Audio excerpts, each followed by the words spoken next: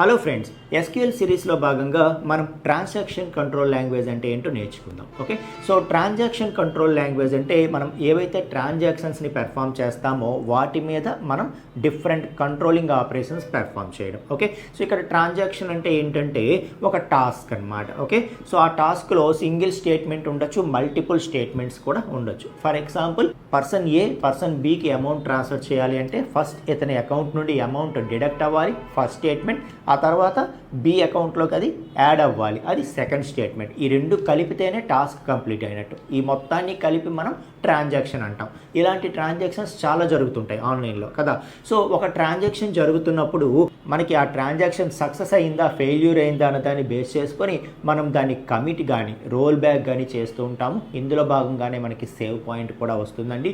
So అసలు ఇవి ఏంటి అన్నది వెరీ క్లారిటీగా ఇప్పుడు మనం నేర్చుకుందాం ఫ్రెండ్స్. సో మనకి టీసీఎల్లో కమిట్ అని, రోల్ బ్యాక్ అని, సేవ్ పాయింట్ అని 3 కమాండ్స్ ఉంటాయండి.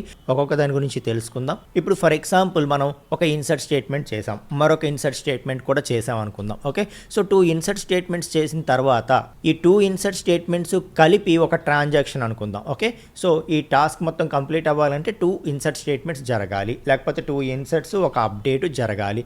ఇలా అనుకున్నాం అనుకో, మనం ఇదంతా సక్సెస్ అయిపోయింది అనుకోండి, అప్పుడు సింపుల్గా కమిట్ అనేస్తాం. అనేస్తే అప్పటి వరకు మనం చేసిందంతా కూడా పర్మనెంట్ స్టోరింగ్ అయిపోతుంది. ఓకే, అలా కాదు మధ్యలో ఇది ఎక్కడో ఫెయిల్ అయ్యింది, అప్పుడు మొత్తం క్యాన్సిల్ అయిపోవాలి కదా. సో ఫస్ట్ ఏ పర్సన్ నుండి అమౌంట్ డిడక్ట్ అయ్యాక బి పర్సన్ అకౌంట్లో ఏదైనా ప్రాబ్లం ఉందని అది ఆగిపోతే అప్పుడు వెంటనే ఏమవ్వాలి, ఆ అమౌంట్ ఏదైతే డిడక్ట్ అయ్యిందో అది బ్యాక్కి వెళ్ళిపోవాలి కదా.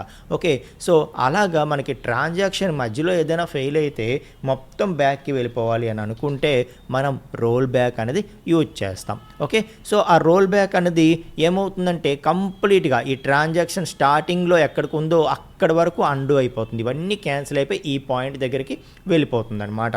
ఓకే, సో అలా కాదు. ఫర్ ఎగ్జాంపుల్ 2 ఇన్సర్ట్ ఒక అప్డేట్ అయ్యాక మనం ఒక సేవ్ పాయింట్ క్రియేట్ చేసుకొని ఆ తర్వాత మళ్ళీ ఒక ఇన్సర్ట్ స్టేట్మెంట్ చేసాము, ఆ తర్వాత మళ్ళీ ఒక సేవ్ పాయింట్ క్రియేట్ చేసుకుంటాము. చేసుకున్న తర్వాత ఇప్పుడు మనకి రోల్ బ్యాక్ అనేది కంప్లీట్గా ఈ స్టార్టింగ్ పాయింట్ వరకు వెళ్ళిపోవాల్సిన అవసరం లేదు. ఇక్కడి వరకు ఉండని ఇది మాత్రమే క్యాన్సిల్ అవ్వాలి అని అనుకుంటే, అంటే so and so save point వరకు మాత్రమే రోల్ బ్యాక్ అవ్వు, అంతకంటే స్టార్టింగ్కి వెళ్ళిపోవాల్సిన అవసరం లేదు అని చెప్పాలనుకుంటే మనం roll back to save point అనే కాన్సెప్ట్ని యూజ్ చేస్తాం. అర్థమైందా?